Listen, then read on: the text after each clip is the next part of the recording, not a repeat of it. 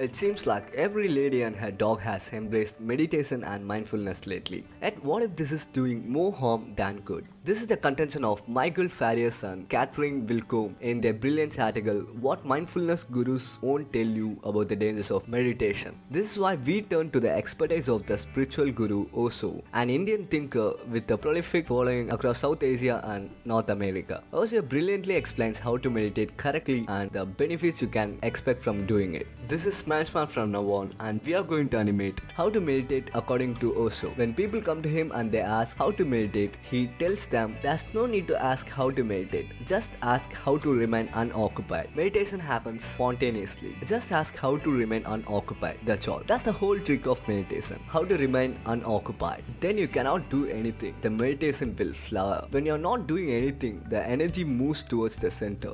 It settles down towards the center. When you're doing something, the energy moves out and dances like anything. Doing is a way of moving out. Not doing is way of moving in. Man is ignorant and blind, and he wants to remain ignorant and blind. Because to come inwards looks like entering a chaos, and it is so. Inside you have created a chaos. You have to encounter it and go through it. Courage is needed. Courage to be oneself and courage to move inwards. He has not come across a greater courage than that, the courage to be meditative. The key is to be a witness to your own mind. Meditation starts by being separate from the mind, by being a witness. This is the only way of separating yourself from anything. If you're looking at the light, naturally one thing is certain. You are not the light. You are the one who is looking at it. If you're watching the flowers, one thing is certain. You are not the flower. You are the watcher. Watching is a key of meditation.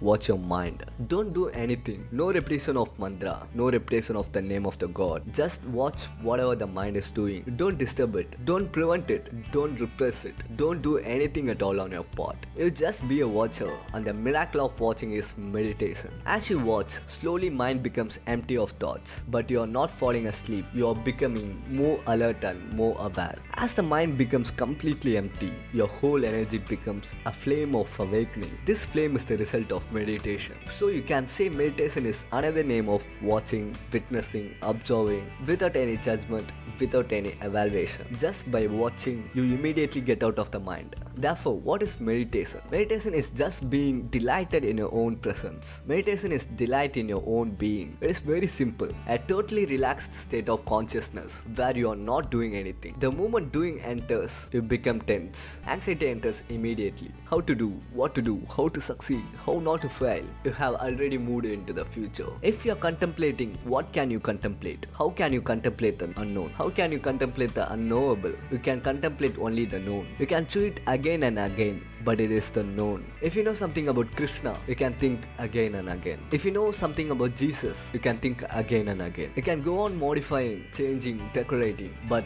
it is not going to lead you towards the unknown, and God is the unknown. Meditation is just to be not doing anything. No action, no thought, no emotion. You just are, and it is a sheer delight. From where does this delight come when you're not doing anything? It comes from nowhere, or it comes from everywhere. It is uncaused because the existence is made of the stuff called joy. It needs no cause, no reason. If you're unhappy, you have a reason to be unhappy. If you're happy, you're simply happy. There's no reason for it. Your mind tries to find a reason because it cannot believe in the uncaused, because it cannot control the uncaused. With the uncaused, the mind simply becomes impotent. So the mind goes on finding some reason or other. But he wants to tell you that whenever you are happy for no reason at all. Whenever you are unhappy, you have some reason to be unhappy, because happiness is just the stuff you are made of. It is your very being. It is your innermost core. Joy is your innermost core. So try whether you can find your core.